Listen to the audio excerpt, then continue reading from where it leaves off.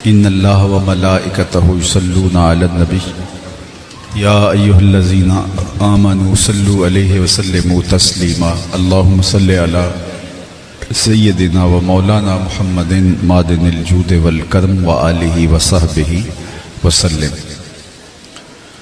تمام حمد و تعریف و توصیف اللہ جل مجدہ الکریم کی ذات بابرکات کے لیے، جو خالق کائنات بھی ہے اور مالک ششہات بھی۔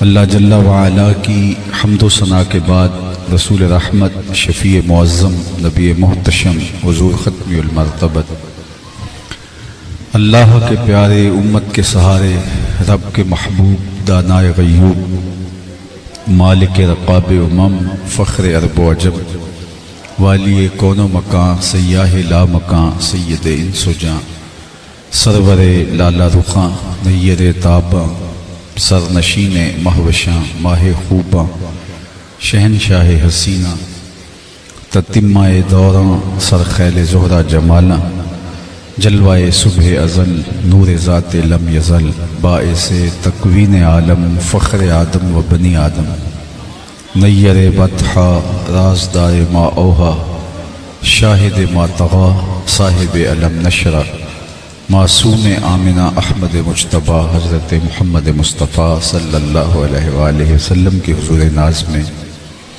اپنی عقیدتوں کا، ارادتوں اور محبتوں کا خراج پیش کرنے کے بعد، عالی مرتبت محتشم علماء کرام، حضرات سامعین، جیسا کہ آپ سب کے علم میں ہے کہ آج کی منعقدہ تقریب ہمارے میزبان محتشم جناب محمد اشرف برہان صاحب کے بزرگوں کے ایصال ثواب کے لیے انعقاد پذیر ہے۔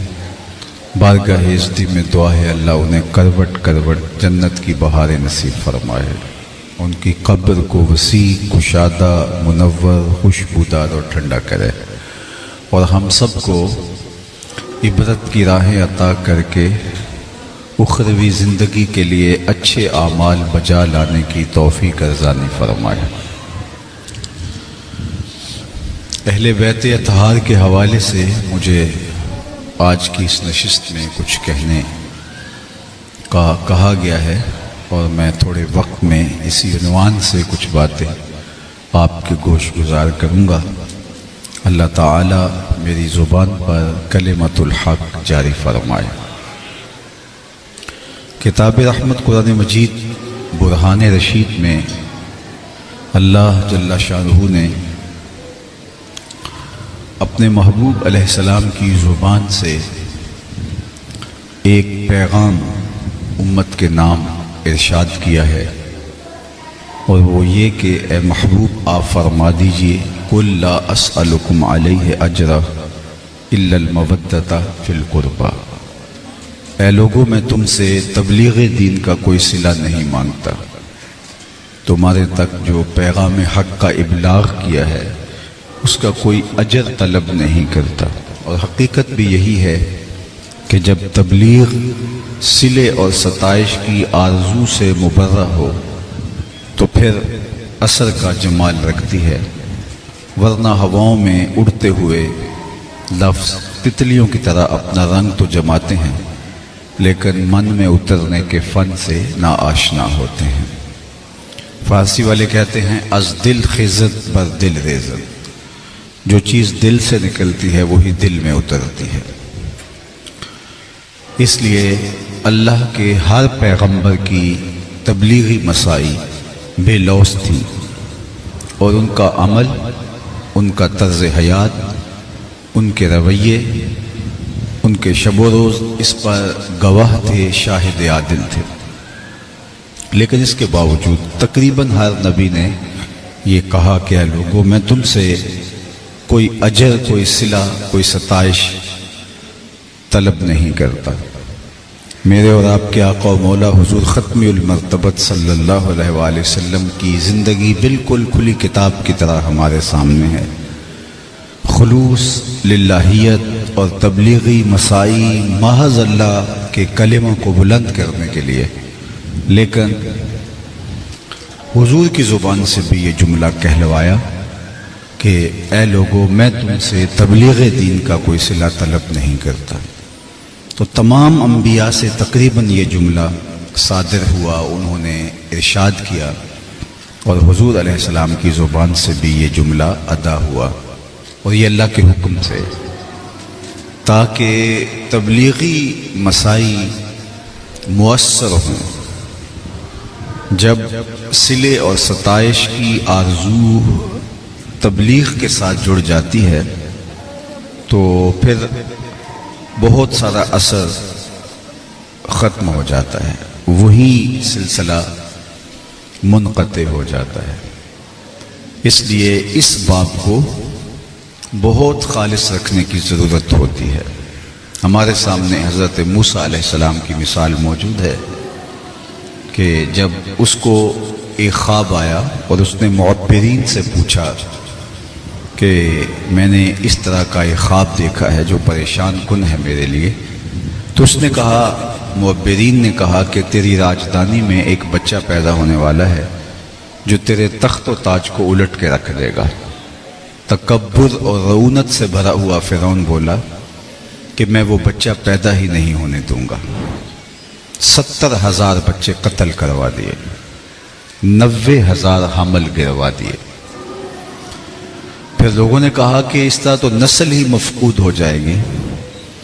تو اس نے کہا ٹھیک ہے، 1 سال بچے قتل کرواتے ہیں اور 1 سال بچے چھوڑ دیتے ہیں۔ جس سال بچے چھوڑتا تھا اس سال حضرت ہارون علیہ السلام پیدا ہوئے، اور جس سال بچے قتل کرواتا تھا اس سال حضرت موسیٰ علیہ السلام پیدا ہوئے۔ موسیٰ جن کا نام یوحانس بتایا جاتا ہے، وہ سخت پریشان ہو گئیں کہ فرعون کے سپاہیوں کو خبر ہو جاتی ہے، اس کے ذرائع ایسے ہیں، تو یہ تو میری گود سے میرا بچہ چھین لیں گے اور کاٹ دیں گے۔ تو ماں کی ممتا تڑپ اٹھی، تو اللہ نے موسیٰ کی طرف وحی کی کہ پریشان ہونے کی ضرورت نہیں، ایک صندوق میں اپنے بچے کو ڈال کے دریا کی موجوں کے سپرد کر دو، پھر میری قدرت کے تماشے دیکھو۔ قرآن مجید میں یہ واقعہ تفصیل کے ساتھ موجود ہے کہ انہوں نے ایک صندوق تیار کیا، مفسرین نے اس کی تفصیلات بیان کی کہ بالائی حصے میں سوراخ رکھے اور حضرت موسیٰ علیہ السلام کو صندوق میں بٹھایا اور دریائے نیل کی موجوں کے سپرد کر کے ماں واپس پلٹ آئیں، لیکن بہن سے نہ رہا گیا، وہ دریا کنارے ساتھ ساتھ چلتی رہیں۔ جب پانی کی موجوں میں وہ صندوق ڈوبنے لگتا تو بہن کا دل بھی ڈوب جاتا، اور جب وہ تیر کے سطح آب پہ آ جاتا تو بہن کے دل کو قرار ملتا۔ خدا کا کرنا کہ پانی کا بہاؤ صندوق کو ادھر لے گیا جدھر فرعون کا محل تھا۔ شام کا وقت تھا اور یہ اپنی زوجہ کے ساتھ بیٹھ کے گزرتے ہوئے پانی کے منظر سے لطف اندوز ہو رہا تھا۔ اولاد نہیں تھی، دل بہلا رہے تھے کہ اچانک پانی کے دوش پہ صندوق آتے دیکھا تو دل میں تجسس اور شوق کی چنگاریاں روشن ہوئیں، اور غوطہ خوروں کو حکم دیا کہ نکال کے لاؤ، دیکھیں اس میں کیا ہے، یہ کوئی الگ سی چیز ہے جو پانی کے بہاؤ پہ جا رہی ہے۔ تو وہ نکال کے لائے اور پھر صندوق کو کھولا تو دیکھا ایک خوبصورت بچہ مسکرا رہا ہے۔ تو زوجہ فرعون نے کہا یہ تو میری آنکھوں کی ٹھنڈک ہے اور اس کو ہم اپنا بیٹا بنا لیتے ہیں۔ نبی کے ساتھ کیا گیا پیار رائے گا نہیں جاتا۔ علماء نے لکھا کہ اللہ نے اس خاتون کو، اور آپ بھی جانتے ہیں کہ جو ایمان عطا کیا وہ حضرت موسیٰ کے ساتھ کیے گئے اور کہے گئے پیار کے اس جملے کا نتیجہ تھا۔ خیر فرعون بھی پاس کھڑا تھا، اس کو توفیق نہ ہوئی یہ جملہ کہتا، اور اگر وہ بھی کہہ دیتا ہاں میری آنکھوں کی بھی ٹھنڈک ہے، رب یہ نہ دیکھتا اس نے دعویٰ کیا ہے، یہ دیکھتا میرے رسول سے پیار کیا ہے، اللہ اسے بھی ہدایت دے دیتا۔ خیر اس کا مقصوم نہیں تھا، لیکن یہ طے کر لیا کہ ہم بے اولاد ہیں تو ہم اس کو اپنا بیٹا بنا لیتے ہیں۔ سب سے پہلی فکر دودھ کی ہوئی تو شاہی دائیاں حاضر ہوئیں، لیکن حضرت موسیٰ علیہ السلام کسی خاتون کا دودھ نہیں پیتے۔ اللہ فرماتا ہے ہم نے ان پر حرام کر دیا تھا، وہ اپنی ماں کے علاوہ کسی اور کا دودھ نہیں پئیں گے، ان کو روک دیا گیا تھا۔ اب پریشانی بن گئی کہ بچہ دودھ نہیں پیتا۔ اتنے میں حضرت موسیٰ علیہ السلام کی ہمشیرہ چلتے چلتے دریا کنارے موقع پہ آ پہنچی اور کہا کہ ایک دائی میری نظر میں بھی ہے جس کا دودھ بچے رغبت سے پی لیتے ہیں، اگر کہو تو بلا لاؤں۔ انہوں نے کہا دیر کا ہے کہ وہ گئیں اور اپنی ماں کو ہی بلا لائیں۔ انہوں نے دودھ پیش کیا تو حضرت موسیٰ علیہ السلام نے پی لیا۔ اللہ اکبر۔ فرعون کہتا تھا کہ میں وہ بچہ پیدا نہیں ہونے دوں گا۔ رب نے کہا مجھے رب نہ کہنا اگر تیرے گھر میں پال کے نہ دکھایا تو۔ اب بات یہ ہے کہ اپنی ماں کے علاوہ کسی اور خاتون کا دودھ پینا نبی کی شان کے لائق نہیں، تو میرے اور آپ کے آقا و مولا نے حضرت حلیمہ سعدیہ کا دودھ کیوں پیا ہے؟ تو اس کا جواب یہ ہے کہ ماں کے علاوہ کسی اور خاتون کا دودھ پینے میں کیا حرج ہے؟ جب بھیڑ اور بکری کا دودھ پیا جا سکتا ہے، جب گائے اور بھینس اور اونٹنی کا دودھ پیا جا سکتا ہے، تو کسی خاتون کا دودھ پینے میں کیا حرج ہے؟ حضرت موسیٰ کا معاملہ اور تھا، اس بہانے ماں کی گود تک پہنچانا تھا۔ اور دوسرا، کل حضرت موسیٰ نے جب منصب نبوت پہ فائز ہو کے فرعون کے دربار میں جا کے تبلیغ کرنی تھی تو اس نے زیر لب مسکرا کے کہنا تھا کہ الم نربک فینا ولیدا، کہ میرے گھر ہی پلتا رہا اور آج مجھے ہی سبق پڑھانے آ گیا ہے۔ تو اس کا جواب اللہ نے پہلے سے کہا دیا کہ جب وہ تانا دے اللہ کا نبی جواب دے سکے، میاں پلا تیرے گھر میں ہوں، دودھ اپنی ماں کا ہی پیتا رہا ہوں۔ تو یہ امکان بھی رد کر دیا۔ میرے اور آپ کے آقا و مولا کی زندگی آپ دیکھیے کہ حضور علیہ السلام نے اپنی تبلیغی مساعی کو کس قدر اللہ کے محبوب علیہ السلام نے بے لوث رکھا۔ لوگوں سے کوئی غرض نہیں ہے، فاقے سہے، تکلیفوں سے گزرے، اذیتوں سے گزرے، آلام سے گزرے، مسائل گوارا کیے، لیکن تبلیغی سفر میں تسلسل اسی طرح ہے، اس میں تعطل نہیں آنے دیا۔ جتنے مشکل اور کٹھن حالات میں حضور علیہ السلام نے تبلیغ کی ہے، ذرا اس کا تصور کیجئے۔ مکے کی گلیوں سے لے کے طائف کے بازاروں تک، پھر بدر، احد، حنین، لوگوں کے تلخ رویے، عقبہ بن ابی معیط کا رویہ، اپنے رشتہ داروں کے رویے، کوہ صفا پہ جو کچھ ہوا، تو یہ کتنی دردناک کہانی ہے۔ ہمیں تو تھوڑا سا مسئلہ ہو تو ہمارے تبلیغی کام میں تعطل پیدا ہو جاتا ہے۔ میں تو یہ سمجھتا ہوں کہ اگر لوگ اچھی طرح سے سننے کے لیے راغب نہ ہوں تو ہماری تقریر کا تسلسل اس طرح نہیں بن پاتا کہ لوگوں کی توجہ اور انہماک نہیں ہے۔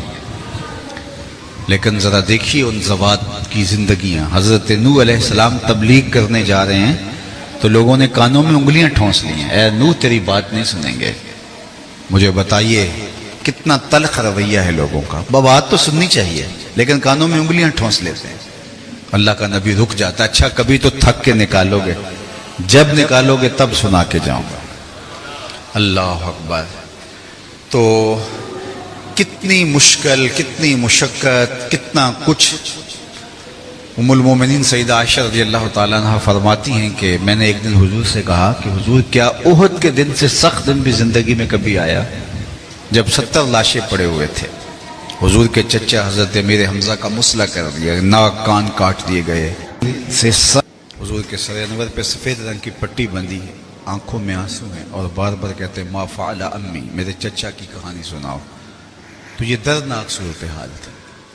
تو کہا، میں نے عرض کیا کہ حضور کیا احد کے دن سے سخت بھی زندگی میں دن گزرا ہے؟ مطلب کہ اس سے سخت دن کیا ہو سکتا ہے؟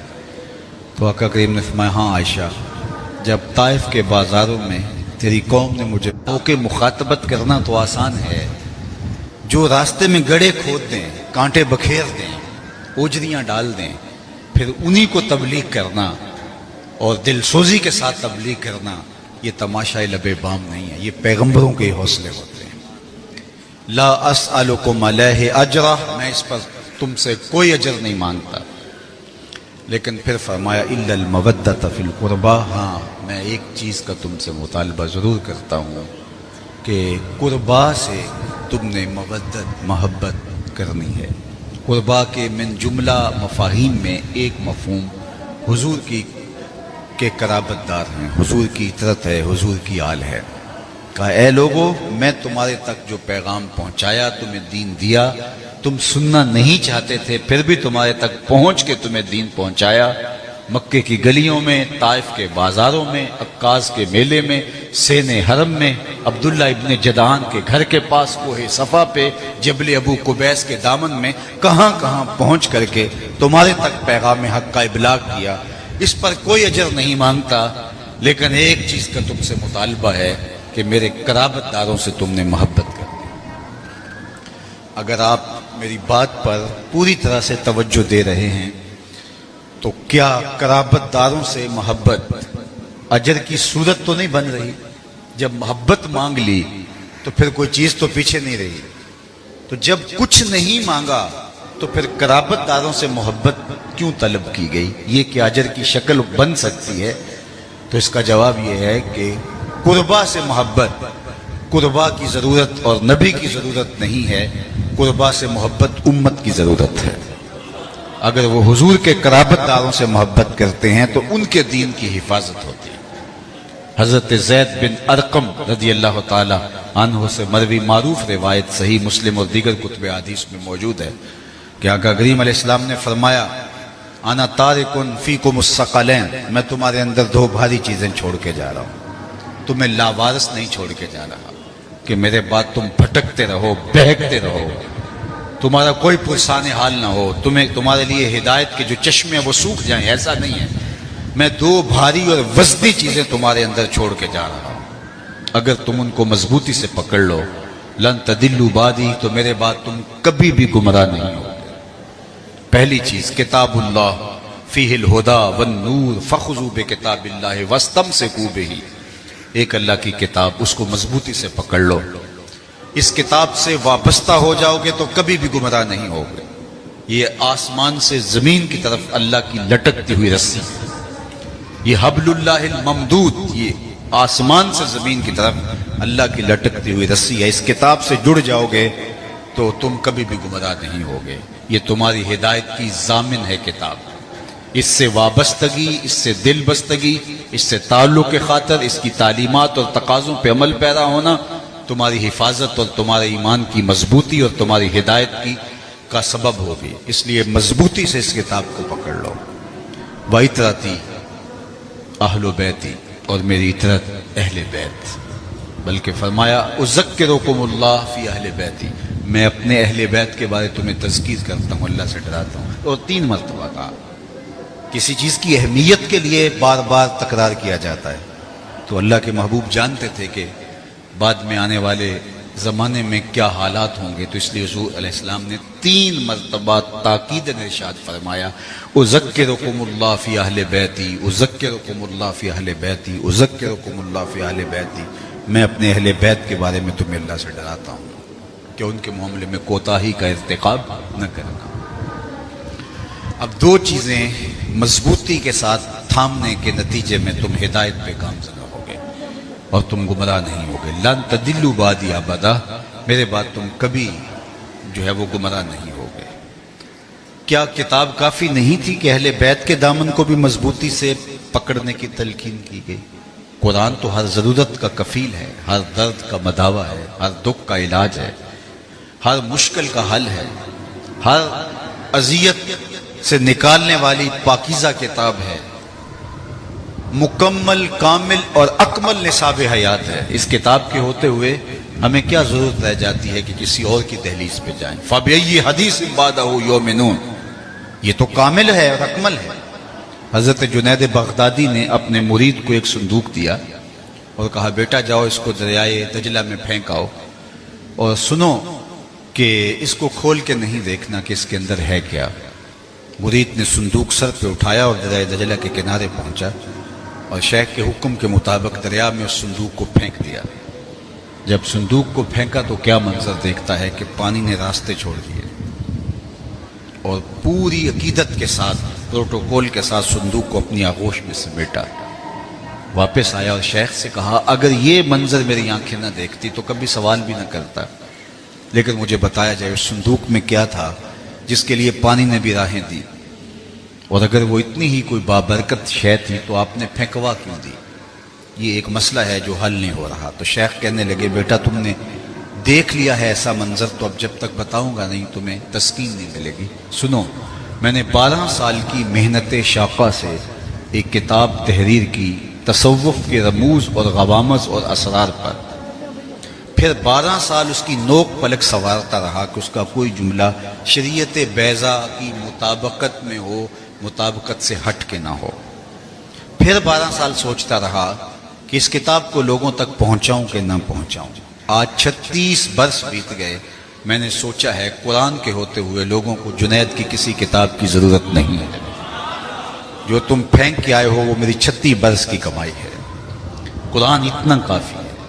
جب قرآن کے ہوتے ہوئے ہمیں کسی چیز کی ضرورت نہیں ہے تو پھر کیا ضرورت تھی کہ اہل بیت کے دامن کو مضبوطی سے پکڑا جائے اور قرآن کے ساتھ وابستگی اختیار کرنے کے حکم نامے اور تاکیدی حکم کے بعد پھر اہل بیت کے ساتھ وابستہ رہنے کا حکم 3 مرتبہ تاکید کے ساتھ ارشاد فرمایا گیا۔ تو صاحب، ایک ہوتا ہے علم، ایک ہوتی ہے اس کی عملی مشق، ایک ہوتی ہے تھیوری اور ایک ہوتا ہے اس کا پریکٹیکل۔ اگر اسلام کی تھیوری دیکھنی ہے تو قرآن موجود ہے، اگر پریکٹیکل دیکھنا ہے تو کربلا کے تپتے ہوئے ریگزار میں حسین ابن علی کا کردار۔ اب اس عنوان سے آپ قرآن مجید پڑھتے جائیے، لیکن میں صرف ایک آیت کریم آپ کے سامنے رکھنا چاہوں گا۔ قرآن کی تھیوری کیا ہے؟ وَلَنَبْلُوَنَّكُمْ بِشَيْءٍ مِّنَ الْخَوْفِ وَالْجُوعِ وَنَقْصٍ مِّنَ الْأَمْوَالِ وَالْأَنفُسِ وَالثَّمَرَاتِ وَبَشِّرِ الصَّابِرِينَ۔ اللہ کہتے ہیں ہم بندوں کو پرکھتے ہیں، یہ تھیوری ہے، بندوں کا امتحان لیتے ہیں، خوف سے، بھوک سے، نقص اموال سے، جانوں کے ضیاع سے، ثمرات کے ضیاع سے، لیکن جو میرے ہیں وہ صبر کر کے دکھاتے ہیں۔ یہ تھیوری تو ہے کہ جو اللہ کے بندے ہوں وہ ان امتحانات کے اندر پوری طرح سے سرخرو ہوتے ہیں، لیکن اس کا پریکٹیکل اگر دیکھنا ہے تو کربلا کے میدان میں آ جاؤ۔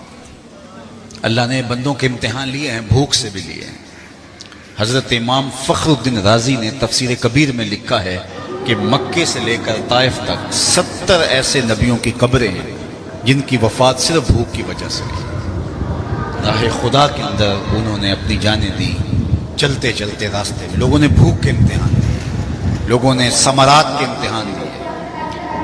غالباً ثعالبی نے لکھا ہے کہ اولاد جو ہے وہ ثمرہ ہے زندگی کا، لہٰذا جو ہے وہ غالباً ماوردی نے لکھا، تو یہ ثمرہ ہے زندگی کا، تو لوگوں نے اپنے ہاتھوں سے اپنے بیٹوں کو لہدوں میں اتارا ہے اور صبر کا دامن ٹوٹنے نہیں دیا۔ تاریخ میں یہ اوراق بھی موجود ہے۔ اسی طرح اموال کا ضیاع، جانوں کا ضیاع، بھوک کا سہنا، خوف، لیکن میں نے تاریخ پڑھی تو یہ امتحان لوگوں پر آئے ہیں، لیکن کبھی بھوک کا امتحان آیا کسی پر، خوف کا امتحان آیا کسی کا ثمرہ لٹا، یا اگر کسی نے زیادہ امتحان بھی دیے تو وقفے سے امتحان دیے۔ ہم بھی امتحان دیتے ہیں، ڈیٹ شیٹ بنتی ہے تو مشکل پیپر سے پہلے چھٹی رکھی جاتی ہے تاکہ ایک ہی کمرہ امتحان میں سارے پیپر تھوڑے لیے جاتے ہیں، لیکن تاریخ کا یہ انوکھا امتحان تھا کہ سارے امتحان ایک ہی کمرہ امتحان میں، اور پھر پاس مارک 33% نہیں کہا، نمبر بھی 100% لینے ہیں۔ اور زمانے نے دیکھا کہ بھوک کا امتحان بھی، خوف کا امتحان بھی، ثمرہ قلب کا امتحان بھی، جانوں کے ضیاع کا امتحان بھی، سارے امتحان ایک ہی کربلا کے کمرہ امتحان میں تھے۔ اور حسین ابن علی کو دیکھتے ہیں کہ انہوں نے 33 نمبر لے کر کے پاس نہیں ہوئے، 100% نمبر لے کر امتحان میں کامیابی حاصل کی۔ اگر وہ تھیوری ہے تو یہ پریکٹیکل ہمیں یہاں نظر آتا ہے۔ جس بھی رنگ اور جس بھی روپ کے اندر دیکھ لو، صبر کا امتحان فرمایا، جو صبر کرتے ہیں۔ اب صبر کیا ہے؟ جزا فضا نہ کرنا صبر کی یہ شکل ہے۔ اور دیکھیے حضرت امام حسین رضی اللہ تعالیٰ عنہ کی استقامت، صبر کی من جملہ تعریفات میں سے کہیں میں نے ایک تعریف یہ بھی پڑھی کہ انسان کے معمولات عبادت قضا نہ ہوں تو وہ صابر کہلاتا ہے۔ جواں بیٹے کی میت ہو گئی لیکن صف اول میں نماز پڑھنے کا عادی تھا باپ، اب جب اذان ہوئی تو ہم نے اس کو پہلی صف میں بیٹھا ہوا دیکھا، تو اس کا مطلب ہے کہ یہ صابر ہے کہ اس کے معمولات عبادت قضا نہیں ہوئے۔ اگر صبر کی یہ تعریف مان لیں کہ جس کے معمولات عبادت قضا نہ ہوں وہ صابر ہوتا ہے، تو اس امتحان کے اندر جہاں کو ہمالیہ کا پتا بھی پانی ہو جائے، ہم نے دیکھا ہے نماز کا وقت آیا ہے تو امام حسین کا سر سجدے میں جھک گیا، اور آپ جانتے ہیں دست قاتل نے سر حسین اس وقت کاٹا جب سجدے میں جھکا ہوا تھا۔ اللہ اکبر۔ دنیا کو بتایا کہ یہ سر کٹ تو سکتا ہے لیکن باطل کے آگے جھک نہیں سکتا۔ میں نے 10 محرم کو کہا تھا اور بارہا میں نے مختلف جگہوں پہ کہا ہے کہ لوگ جو ہے وہ سر بچانے کے لیے ہاتھ دے دیتے ہیں، امام حسین نے ہاتھ بچانے کے لیے سر دے دیے۔ لوگ ظلم کے ہاتھ میں، جابر کے ہاتھ میں ہاتھ دے دیتے ہیں کہ جان بچا لیں۔ آج تو لوگ مال بچانے کے لیے، آج تو لوگ اپنی ساکھ بچانے کے لیے، آج تو لوگ کسی مشکل وقت سے بچنے کے لیے جو ہے وہ اپنا سب کچھ، اپنا نظریہ بیچ دیتے ہیں، اس کا جو بھی نظریہ ہے جس پہ بھی جمع ہے بیچ دیتے ہیں۔ لیکن ہم نے دیکھا کہ امام حسین رضی اللہ تعالی عنہ نے ہاتھ بچانے کے لیے سر کٹوا دیا، اور تاریخ ہمیں بتاتی ہے کہ آپ کے لاشے کو گھوڑوں کے پاؤں تلے، سموں تلے رون دیا گیا، اور تاریخ کربلا میں آپ کے سر چلے ہیں، اور پھر کوفے سے قادسیہ اور قادسیہ سے دمشق کے جو ہے وہ دربار تک پہنچے ہیں، اور پھر یزید نے جس طرح وہ چھڑی آپ کے ہونٹوں پہ مار کر کے جو ہے وہ اپنے خبث باطن کا اظہار کیا، جس پر صحابی رسول کہنے لگے ارفع ھذا القدیب عن ھاتین الشفتین، ان ہونٹوں سے چھڑی ہٹا لے۔ میں نے بارہا ان ہونٹوں کو حضور کو چومتے ہوئے دیکھا ہے۔ حضرت عبداللہ ابن عفیف نے کہا اللہ اکبر، تو اگر حضرت امام حسین کا ہاتھ بھی کٹا ہوا ساتھ لے جاتے تو یزید کٹے ہوئے ہاتھ کو اپنے ہاتھ میں دے کے کہتا کہ حسین تو نے زندگی میں اپنا ہاتھ تو میرے ہاتھ میں نہیں دیا، اب تو تیرا ہاتھ میرے ہاتھ میں ہے۔ لیکن گھوڑوں کے پاؤں تلے ہاتھ روندا گیا، لیکن یزید کے ہاتھ میں امام حسین کا ہاتھ نہیں آیا۔ یہ ہے سرخروئی، یہ ہے کامیابی۔ وہ اگر تھیوری ہے تو یہ اس کا پریکٹیکل ہے۔ کائنات نے یہ رنگ، یہ آہنگ اور یہ شکوہ اور یہ جمال اور یہ کیفیت اور یہ جلال نہیں دیکھا ہوگا جو کربلا کے تپتے ہوئے ریگزار میں دیکھا گیا ہے۔ تو حضرت امام حسین رضی اللہ تعالی عنہ اس تھیوری کا پریکٹیکل ہے۔ اللہ اکبر۔ تو قرآن نے کہا کہ ہم آزماتے ہیں تو پھر اس کا عملی ظہور آپ یہاں دیکھتے ہیں۔ اس کی کئی مثالیں ہیں، آپ دیکھ سکتے ہیں، لیکن میں عرض کرنا چاہوں گا کہ ان دو چیزوں کے ساتھ جڑنے کی تلقین کی، اور اس کا نتیجہ کیا بتایا، ثمرہ کیا بتایا۔ نتیجہ یہ ہے کہ اگر تم ان دونوں کو مضبوطی سے تھام لوگے، لن تضلوا بعدی، میرے بعد پھر تم گمراہ نہیں ہوگے۔ میرے حضور نے تو ضمانت دی تھی کہ میرے بعد تم گمراہ نہیں ہوگے اگر تم ان دو چیزوں کو تھامے رکھو گے۔ اور ہم 72-73 گروہوں میں بٹ گئے۔ حضور نے تو ضمانت دی تھی کہ تم گمراہ نہیں ہوگے، لن تضلوا۔ حرف ناصب مضارع پہ داخل ہوتا ہے تو مستقبل کی ابدی نفی کرتا ہے، ہو ہی نہیں سکتا کہ تم گمراہ ہو، اور ہم 73 گروہوں میں بٹ گئے۔ حضور نے ضمانت دی تھی، لیکن حضور نے شرط پہ دی تھی، اگر ان دونوں کے دامن کو مضبوطی سے تھامو رکھو گے تو گمراہ نہیں ہوگے۔ گمراہی اس لیے ہوئی، کسی نے اہل بیت کا دامن چھوڑ دیا، کسی نے قرآن کا دامن چھوڑ دیا۔ کسی نے قرآن ہاتھ میں لے کے کہا کہ قرآن قرآن، اور اہل بیت کا نام بھی اس کی طبیعت پہ شاک گزرا، اور کسی نے اہل بیت کے نام کی دہائی دی اور قرآن کے اندر تشکیک پائی، نتیجہ وہ بھی گمراہ ہوئے۔ تمہیں مبارک ہو، تم ایک ہاتھ میں قرآن رکھتے ہو اور ایک ہاتھ میں اہل بیت نبوت کا دامن رکھتے ہو۔ ہدایت تمہارا مقسوم ہے اور ہدایت تمہارا مقدر ہے، تو ان دونوں کے دامن کو مضبوطی سے تھامنے والا گمراہ نہیں ہوتا، وہ ہدایت کی منزل پہ فائز المرام ہوتا ہے۔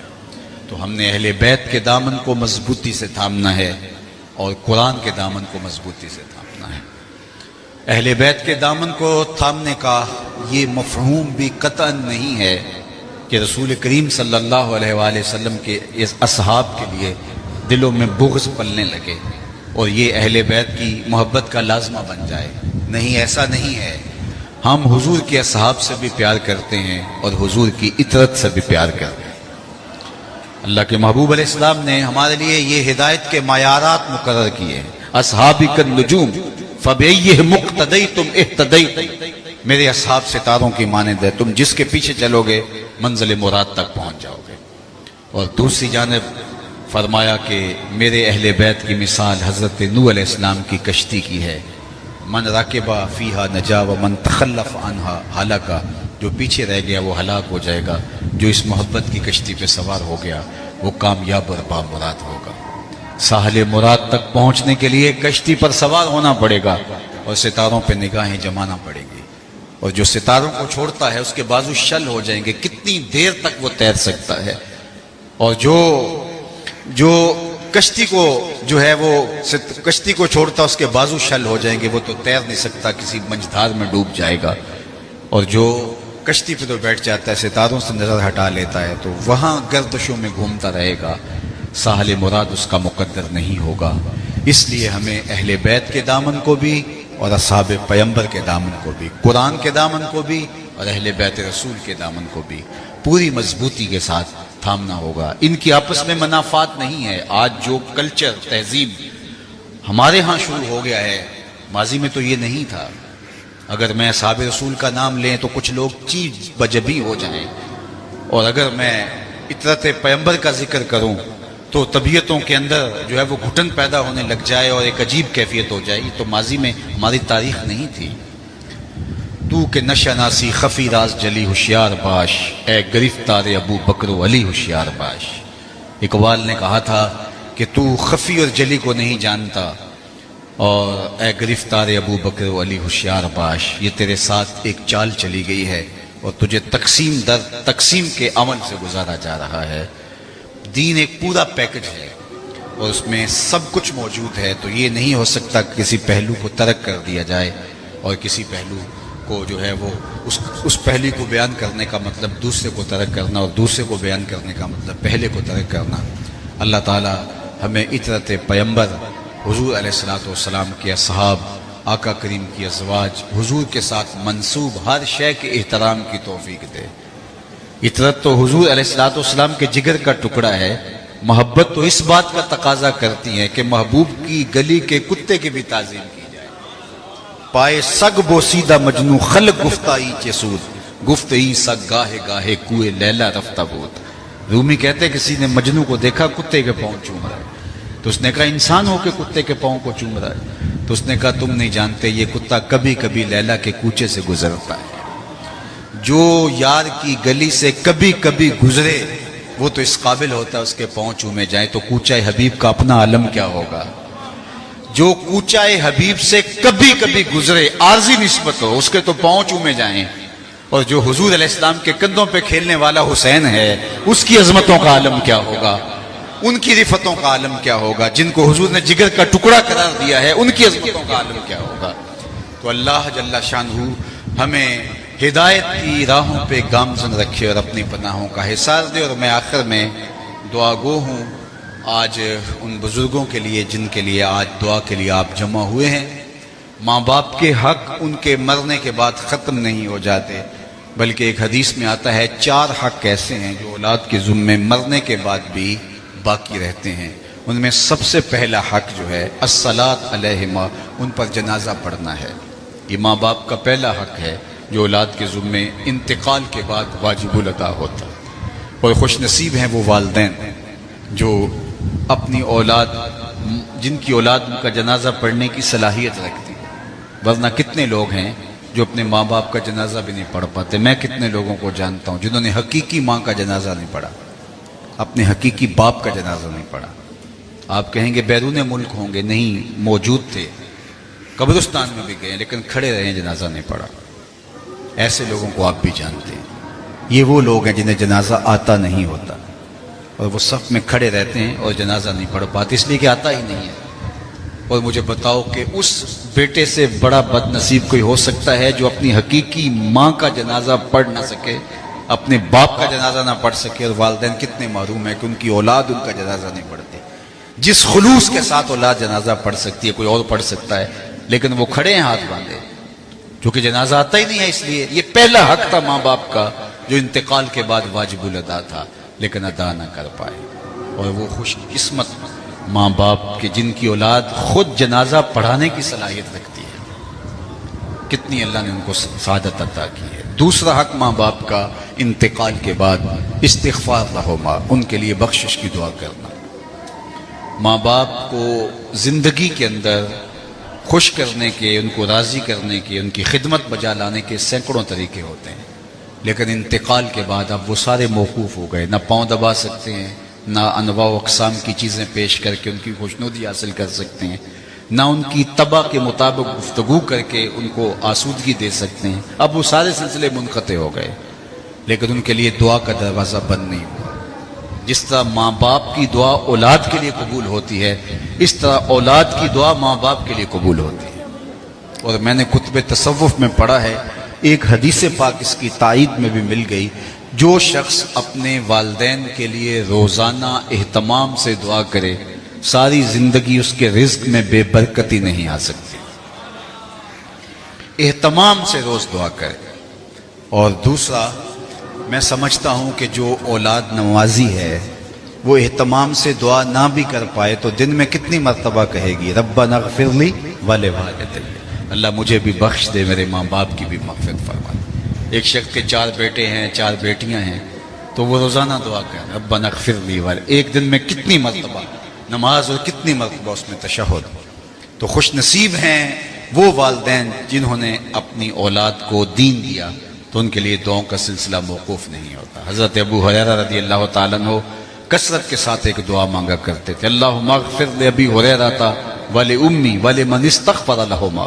اے اللہ ابو ہریرہ کو بخش دے، ابو ہریرہ کی ماں کو بخش دے، جو ہم دونوں کے لیے بخشش کی دعا کرے اسے بھی بخش دے. محمد بن سیرین رضی اللہ تعالیٰ عنہ جلیل القدر تابعی ہیں، جب بھی دعا کرتے تو کہتے اللہ ابو ہریرہ کو اور ان کی ماں کو بخش دے. تو کسی نے کہا آپ کو خاص ہمدردی ہے؟ کہا وہ تو رشتہ ہے ہی ان سے ہمدردی کا، لیکن اصل میں ان کے لیے دعا کر کے ان کی دعا کا مصداق بن رہا ہوں. انہوں نے کہا تھا اللہ ابو ہریرہ کو بخش دے، ان کی ماں کو بخش دے، اور جو ہم دونوں کے لیے بخشش کی دعا کرے اسے بھی بخش دے. بلکہ حضرت ابو ہریرہ فرمایا کرتے تھے کون ہے جو مسجد اشار میں 2 رکعتیں پڑھے اور میرے اور میری ماں کے لیے بخشش کی دعا کرے. ماں باپ کے لیے دعاؤں کا سلسلہ موقوف نہیں ہونا چاہیے. انتقال کے بعد سب سے زیادہ ضرورت دعاؤں کی ہوتی ہے. مل میت فی القبر الا کالغریق المتغوص فی البحر ینتظر دعوۃ. فرمایا جب ہم کسی شخص کو دفن کر کے آتے ہیں تو اس کی حالت ایسے ہوتی ہے جس طرح کوئی شخص پانی میں غوطے کھا رہا ہو. اس مشکل اور آڑے وقت میں اگر پسماندگان کی طرف سے اسے کسی چیز کی ضرورت ہوتی ہے تو وہ دعاؤں کی ضرورت ہوتی ہے. میرے لیے کسی کے ہاتھ اٹھ جائیں. اور بعد میں لوگ بحث کر رہے ہوتے ہیں دعا مانگنی بھی چاہیے یا نہیں مانگنی چاہیے، اور وہ انتظار میں بیٹھا ہوتا ہے کہ کسی کے ہاتھ اٹھے. ابھی سے سوچ لے انجام اپنی طوطا چشمی کا، قبر میں تم کو بھی ضرورت ہوگی دعاؤں کی. وہ لمحے ہیں کہ ان کو دعائیں کریں، اٹھے ہوئے ہاتھ اللہ خالی نہیں موڑتا. ان ربکم حیی کریم یستحیی من عبدہ اذا رفع یدیہ الیہ ان یردہما صفرا. تمہارا رب حیا کرنے والا زندہ اور کریم ہے. بندے جب اس کے سامنے ہاتھ پھیلا کے دعا مانگتے ہیں اللہ فرماتا ہے مجھے شرم آتی ہے اٹھے ہوئے ہاتھ خالی کیسے. جب اتنے بندے میرے پاس آ گئے ہیں اور مجھ سے مانگ رہے ہیں تو میں نہیں دوں گا تو کون دے گا، کس در پہ جائیں گے. میں ایک سادہ سی بات کرتا ہوں، جتنے لوگ آپ بیٹھے ہیں اتنے لوگ اٹھ کے کسی دنیا دار کے ڈیرے پہ چلے جائیں اور اس سے وہ مانگے جو دینا اس کے لیے مشکل نہ ہو اور دینے سے کوئی خاص فرق بھی نہ پڑتا ہو، تو کیا وہ اتنے لوگوں کو خالی لٹا دے گا؟ وہ کہے گا ڈیرہ داری کی شان کے خلاف ہے کہ اتنے لوگ میرے در پہ آ کھڑے ہوئے اور مجھے کچھ فرق بھی نہیں پڑتا اور میں ان کو خالی لٹا دوں. تو مالک کی دہلیز پہ جب ہاتھ اٹھا کے بندے کھڑے ہو جائیں گے تو مالک خالی لٹا دے گا. کہا مجھ سے مانگو تو صحیح، دستے طلب دراز تو کرو. حیی کریم یستحیی من عبدہ اذا رفع یدیہ الیہ ان یردہما صفرا. جب کوئی ہاتھ پھیلاتا ہے تو مجھے شرم آتی ہے کہ اس کے اٹھے ہوئے ہاتھ خالی کیسے موڑوں. جب انہوں نے مانگا ہی مجھ سے ہے تو میں نے بھی نہ دیا تو کس در پہ جاؤں. بت کے آگے ہاتھ جوڑے زلیخا کہتے یا صنمی یا صنمی، اے میرے بت، اے میرے صنم، مجھے بچھڑا ہوا یوسف ملا دے. وہ پتھر کا صنم، وہ مٹی کا مادو، بھلا اس کی فریاد کیسے سنتا، لیکن اس کا اعتقاد تھا، ہاتھ جوڑے یا صنمی یا صنمی۔ مدتیں گزر گئی، جھریاں ابھر آئیں، لیکن یوسف نہیں ملے، نہیں ملنا تھا۔ ایک دن رات کا پچھلا پہر ہے اور بت کے آگے ہاتھ جوڑے کھڑی ہے، یا صنمی یا صنمی۔ نیند کا جھٹکا آیا، زبان بل کھا گئی اور کہا یا سمادی یا سمادی، یا صنمی یا صنمی، پکارتے پکارتے ہاتھ ادھر ہی جڑے اور کہتے یا سمادی یا سمادی۔ آواز ہے جبریل جلدی جا، یوسف کے گھوڑے کا رخ موڑ دے، اس بچھڑی ہوئی کو یوسف ملا دے۔ مالک یہ تجھے تو نہیں پکار رہی، یہ تو بت کو پکار رہی۔ زبان بل کھا گئی، کہا جانتا ہوں، لیکن اتنی عمر سے یہ بت کو پکار رہی ہے، صنم صنم پکار رہی ہے، تو اس نے کچھ نہیں دیا۔ آج جیسے بھی اس کے لبوں پہ میرا نام تو آیا، میں نے بھی نہ دیا تو کون دے گا؟ میرے اور بت میں فرق کیا ہوا اگر میں نے بھی اس کی فریاد نہ سنی؟ کوئی آئے تو صحیح، دستے طلب دراز تو کرے۔ اقبال نے کہا تھا ہم تو مائل بکرم ہیں، کوئی سائل ہی نہیں، راہ دکھلائیں کسے راہ رب منزل ہی نہیں، جلوہ طور تو موجود ہے، کوئی موسیٰ ہی نہیں۔ کوئی سچی طلب لے کے تو آئے۔ دنیا دار سے مانگنا ہو تو اس کی زبان میں مانگنا پڑتا ہے، لیکن اللہ سے جس زبان میں مرضی مانگو، عربی میں مانگو، عجمی میں مانگو، سندھی میں مانگو، ہندی میں مانگو، پشتو میں مانگو، نظم میں مانگو، نثر میں مانگو، اقبال کا لہجہ اختیار کر لو، رومی کی طرز میں مانگو، جامی کے انداز میں مانگو۔ نہیں مانگنا آتا خالی ہاتھ پھیلا دو، وہ بند لبوں کی بولیاں بھی جان جا۔ مانگو تو صحیح، دستے طلب دراز تو کرو۔ اور اگر کوئی کہتے ہیں میں نہیں مانگتا تو نہ مانگ میاں، اس کو کیا ضرورت ہے؟ ضرورت تو تیری ہے۔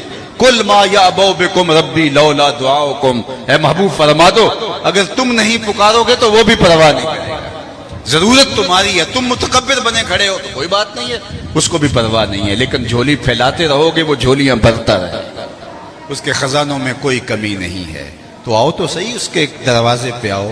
تو یہ دوسرا ماں باپ کا حق ہے کہ ان کے لیے دعا مانگی جائے، ہاتھ اٹھائے جائیں، اٹھے ہوئے ہاتھوں کی اللہ لاج رکھتا ہے۔ تیسرا حق ماں باپ کا جو اولاد کے ذمے مرنے کے بعد عائد ہوتا ہے، بر الاصدقاء۔ ماں ہے تو اس کی سہیلیوں کے ساتھ، باپ ہے تو اس کے دوستوں کے ساتھ اس نے سلوک کرنا۔ حدیث پاک میں آتا ہے کہ یہ حق ہے، اور چچا باپ کی جگہ پر ہے، خالہ ماں کی جگہ پر ہے، ان کے ساتھ اس نے سلوک کیا جائے۔ جو باپ کے دوست ہیں ان کے ساتھ اس نے سلوک کیا جائے۔ یہ نہ ہو رشتہ دار دوست جب آئیں تو کہے یار ہمارا بھائی ہوتا تھا تو ہمیں اپنائیت لگتی تھی، اب وہ چلا گیا ہے تو اب گھر میں وہ ہمیں اپنائیت نہیں ملتی، بچے اور مزاج کے ہو گئے۔ نہیں، یہ حق ہے ماں باپ کا، ان کو قبر میں آسودگی ہوتی ہے۔ چوتھا حق انجاز الوعد، ان کے وعدوں کو پورا کرنا۔ اگر اللہ سے کوئی وعدہ کیا پورا نہیں کر سکے، منت مانی پورا نہیں کر سکے، اس کو پورا کیا جائے۔ لوگوں سے وعدہ کوئی کیا تھا پورا نہیں کر سکے، چل بسے، تو وہ وعدہ پورا کیا جائے۔ علماء نے اس کے زمرے میں لکھا کہ ان کے معمولات خیر کو جاری رکھا جائے، یعنی وہ جو اچھے کام کرتے تھے، شروع کر گئے تھے، کسی غریب کی مدد کرتے تھے، مسجدوں کے نظم میں حصے دار تھے، مدارس کے نظم میں حصے دار تھے، کسی فلاحی تنظیم کی مدد میں وہ حصے دار تھے، جو اچھے کام وہ شروع، غریب رشتہ داروں کے ساتھ تعاون کا ان کا معاملہ تھا، تو جو ان کے معمولات خیر تھے، انجاز الوعد کے زمرے میں یہ آتا ہے کہ جو ہے وہ ان کو بھی جو ہے وہ جاری رکھا جائے۔ اللہ اکبر، یہ ہے ماں باپ کے حق۔ ویسے اعلیٰ حضرت عظیم البرکت امام اہل محبت امام الشاہ احمد رضا خان فاضل بریلوی نے باقاعدہ ایک رسالہ تحریر کیا جس میں مختلف احادیث کو جمع کر کے 12 حق بیان کی۔ اس حدیث میں تو 4 حق ہیں، انہیں مختلف حدیثیں جمع کی ہیں جس میں 12 حق بیان کیے ہیں جو ماں باپ کے اولاد کے ذمے مرنے کے بعد عائد ہوتے ہیں۔ ان میں سے آخری حق انہوں نے بیان کرتے ہوئے کہا کہ اچھے برے اعمال قبر میں ماں باپ کو پیش کیے جاتے ہیں، انہیں خوشی اور دکھ ہوتا ہے ان اعمال کے حساب سے، تو اولاد نیک ہو تاکہ قبر میں ماں باپ کو آسودگی نصیب ہو۔ تو اللہ جل شانہ کی بارگاہ میں دعا ہے کہ اللہ اس خاندان کے جملہ مرحومین کی مغفرت فرمائے۔ آپ جتنے لوگ تشریف لائے ہیں اللہ جل شانہ آپ سب کے مرحومین کی مغفرت فرمائے، اور اس موقع پر میں خاص طور پہ آپ سارے لوگوں کی آمین کے ساتھ بارگاہ عزتی میں دعا کرنا چاہتا ہوں۔ اللہ میرے وطن کی خیر کرے۔ ملک اس وقت جن معروضی حالات میں گھرا ہوا ہے، یہ یقیناً ہمارے گناہوں کی سزا ہے جو ہم کاٹ رہے ہیں۔ اعمالکم امالکم، ایک روایت میں آتا ہے تمہارے اعمال ہی تمہارے حکمران، جس طرح کہ ہم ہوں گے اس طرح کہ ہمارے اوپر حکمران مسلط کر دیے جائیں گے۔ کسی نے حجاج بن یوسف سے کہا کہ تو نے حضرت عمر کا دور حکومت دیکھا ہے تو ان جیسا عدل کیوں نہیں کرتا، یہ بہت ظالم شخص گزرا ہے۔ حضرت حسن بصری رضی اللہ تعالیٰ عنہ کہا کرتے تھے کہ پچھلی امت کے لوگ اپنے سارے ظالم لے آئیں اور ایک پلڑے میں رکھ دیں پچھلی امتوں کے لوگ، اور دوسرے پلڑے میں ہم حجاج بن یوسف کو رکھ دیں تو یہ پلڑا پھر بھی بھاری ہوگا۔ 70,000 لوگ اس نے اپنے ہاتھ سے قتل کیے، 90,000 اس کے حکم سے کٹے، اتنا بڑا ظالم۔ تو کسی نے کہہ دیا، جرأت کر لی، تو کہا تو نے حضرت عمر کا زمانہ دیکھا، ان جیسا انداز عدل کیوں نہیں اختیار کرتا؟ تو اس نے 2 لفظی جواب دیا تھا، سنیے۔ اس نے کہا تبازروا اتعمر لکم، تم ابو ذر بن جاؤ میں عمر بن جاتا ہوں۔ جب رعایا ابو ذر غفاری جیسی ہوتی ہے تو حکمران عمر جیسے ہوتے ہیں۔ اس لیے آج جو کچھ ہے یہ ہماری بدعمالیوں کی سزا ہے، اور جب تک ہم اللہ کے حضور اجتماعی توبہ نہیں کرتے اتنی دیر تک حالات نہیں بدل سکتے۔ تو آج ہم اپنے آپ کو بدلنے کے لیے تیار نہیں ہیں۔ جس کا جو بس چلتا ہے، کوئی چھوٹا ظالم ہے، کوئی بڑا ظالم ہے، کوئی چھوٹا چور ہے، کوئی بڑا چور ہے، جس سے جو ہوتا ہے وہ کر گزرتا ہے، اور اس طرح پھر یہ سلسلہ ہوتا رہے گا۔ اللہ تعالیٰ قرآن مجید میں ایک موقع پہ ارشاد فرمایا وہ اس بات پہ قادر ہے کہ تمہارے اوپر سے عذاب بھیجے، تمہارے نیچے سے عذاب بھیجے۔ علماء تفسیر نے اس پر گفتگو کی ہے۔ اوپر کا عذاب کیا ہے؟ آسمان سے پتھر برسنا، بے موسمی بارشوں کا ہونا۔ نیچے سے عذاب کیا ہے؟ زلزلے آنا، زمین بنجر ہو جائے اور فصل نہ دے۔ لیکن حضرت عبداللہ ابن عباس رضی اللہ تعالیٰ عنہ فرماتے نہیں، اوپر کا عذاب یہ ہے کہ تمہارے حکمران ظالم ہو، اور نیچے کا عذاب یہ ہے تمہاری اولادیں نافرمان۔ تو یہ اوپر نیچے کے عذابوں کے اندر آج ہم جکڑے ہوئے ہیں۔ یہ ہمارے گناہوں کی سزا ہے۔ اللہ جل شانہ میرے وطن کی خیر کرے اور ہمیں سچی توبہ کی توفیق دے۔ آج ہم تقریر پسند ہیں، آج ہم گفتگو پسند ہیں، کانوں کے تلذذ کے لیے ہم سنتے ہیں اور گزر جاتے ہیں۔ صحابہ کہتے ہیں ہم 10 آیتیں سنتے تھے، 10 آیتیں پڑھتے تھے، ان پر عمل کرتے تھے تو پھر اگلی 10 پڑھتے تھے۔ اور ہم جو ہیں وہ اپنی جتنی تقریریں آج ہو رہی ہیں، ماضی میں تو اتنی کبھی نہیں ہوئی تھی، جتنا کچھ آج ہم سن رہے ہیں، معلومات کا خزانہ ہو گیا ہے، لیکن جو ہے وہ عمل کچھ بھی نہیں ہے۔ اقبال نے کہا تھا کلندر جز دو حرف لا الہ کچھ بھی نہیں رکھتا، فقیہ شہر کاروں ہے لغت ہائے حجازی کا۔ تو ہمارے پاس بہت کچھ ہے لیکن عمل ہی نہیں ہے۔ تو آئیے میں اللہ کے حضور دعا کرتا ہوں آپ کی آمین کے ساتھ، اللہ ہمیں سچی توبہ کی توفیق عطا فرمائے۔ توبہ کرنا تو دور کی بات ہے، توبہ کے دروازے تک پہنچنے کی سکت ہمیں نہیں ہے کہ اس کے حضور عرض گزار ہوں۔ اللہ جل شانہ اپنی رحمتوں کے سائے میں رکھے، آپ کا آنا قبول کرے، اور میرے وطن کو معیشت کا جمال اور معاشرت کا حسن دے۔ وآخر دعوانا ان الحمدللہ۔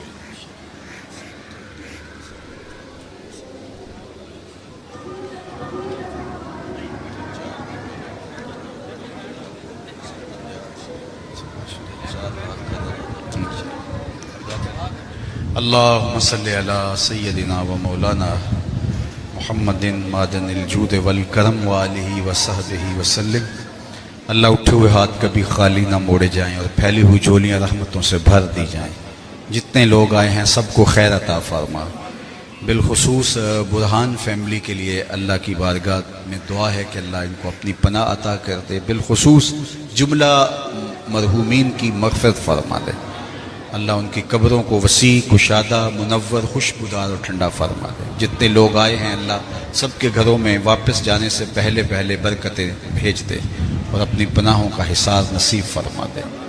ابھی حضرت نے بتایا کہ اہل سنہ کے عالی مرتبت شیخ الحدیث حضرت علامہ عبدالحق بندیالوی صاحب انتقال کر گئے، جن کی زندگی کے شب و روز خدمت حدیث میں بسر ہوئے۔